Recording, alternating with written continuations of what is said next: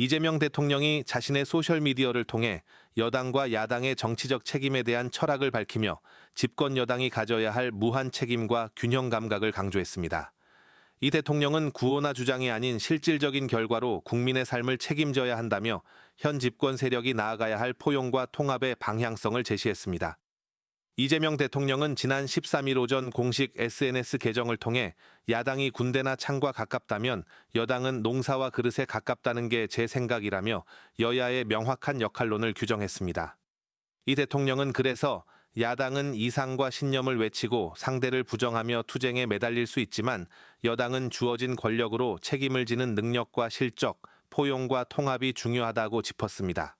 이어 이미 쟁취한 권력에 근거한 정책 결정과 집행의 결과가 국민의 삶에 직접적인 영향을 미친다면서 집권 여당은 신념을 버리지는 않되 신념의 언어보다는 책임의 언어에 더 집중해야 한다며 구체적인 실행과 성과를 촉구했습니다. 특히 독일의 철학자 막스 베버가 제시한 정치인의 3가지 자질인 대의에 대한 열정, 결과에 대한 무한한 책임감, 현실과 이상 간의 균형 감각을 언급했습니다.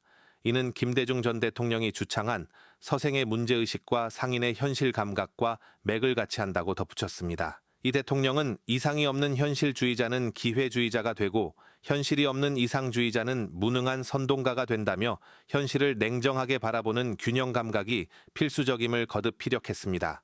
마지막으로 이 대통령은 경쟁을 통해 부분의 힘으로 승리하여 전체를 대표하게 되었다면 이제 모두를 위한 포용과 개방은 필수라며 더 크게, 더 넓게, 더 멀리 보며 더 많은 국민과 함께 가자고 당부했습니다.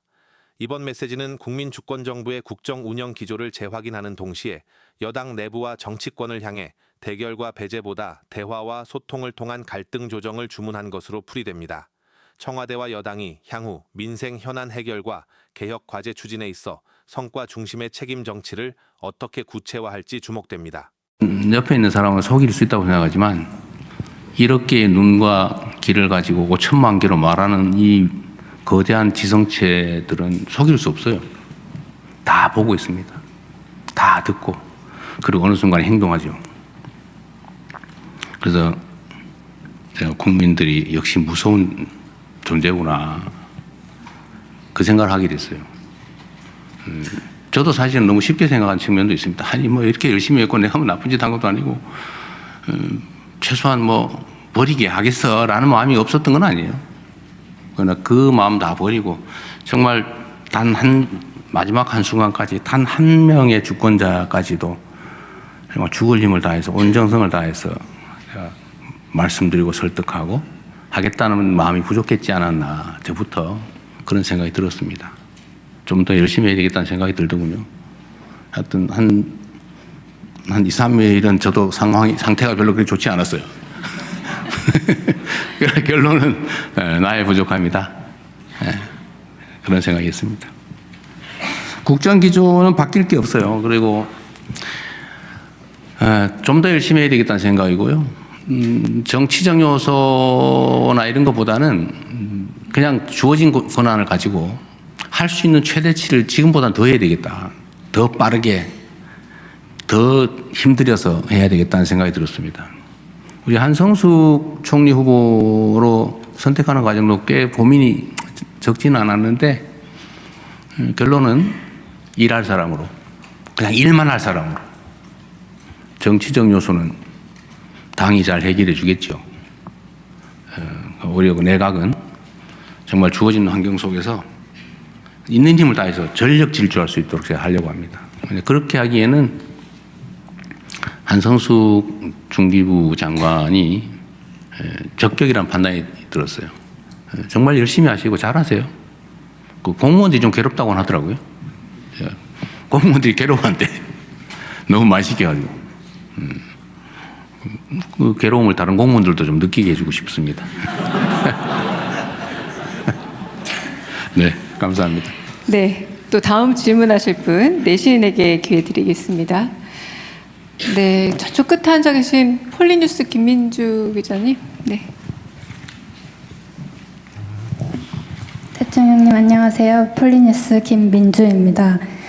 대통령님, 이번 서울시장 선거에서 2030 남성뿐 아니라 2030 여성 유권자 층에서도 여당 지지세가 약화됐다는 분석이 나오고 있습니다. 청년층 일각에서는 민주당이 자신들의 실제 삶의 문제보다 도덕적 우월감이나 진영 담론에 더 집중해 있고 청년을 정치적 상징으로만 소비해 왔다는 비판도 제기되고 있는데요. 대통령께서는 청년층 민심 이반의 원인이 무엇이라고 보시고 또 무엇을 가장 먼저 바꿔야 한다고 생각하시는지 말씀 부탁드립니다. 아까도 말씀드렸는데 지고 나면 진 이유가 망가지고 이기면 이긴 이유가 망가지고요. 한 표 차이로 이기면 모든 사람이 내 뜻대로 이기겠다고 하고 한 표 차이로 지면 다 내 때문에 졌다고 생각합니다. 선거는 그런 거죠. 이게 어느 한쪽으로 일의적인 규정을 하긴 좀 어려워요. 단정하기는 어렵다. 서울시 선거도 보면 구청장 합계득표하고 시장 합계득표가 차이가 많다고 하더군요. 또 시의원 합계득표를 더하면 훨씬 더 차이가 나고 그거를 아마 연령대로 분석하면 전혀 다른 결과가 나올 가능성이 많습니다. 그래서 이거를 딱 뭐라고 단정하기는 좀 어려울 것 같아요. 아까도 말씀드렸지만 결국 내 잘못이다. 그분들이 구청장 또는 시의원은 민주당 찍으면서 시장은 굳이 딴 데를 찍는 이런 선택 뭐 무섭지 않습니까? 옛날에 줄투표 있잖아요. 줄투표 1번 쫙 2번 쫙. 요새는 안 그렇다는 거예요. 다 고른다는 거예요. 이런 사람이 많다는 거죠. 한 명 한 명을 무서워해야죠. 뭐 그건 당에서 분석하지 않을까 싶습니다. 네. 네, 이제 마지막으로 좀 분야를 바꿔보겠습니다. 사회, 문화, 기타 분야입니다. 이따가 또 추가 질문 마음대로 하는 기회가 걸로. 또 따로 있습니다. 네.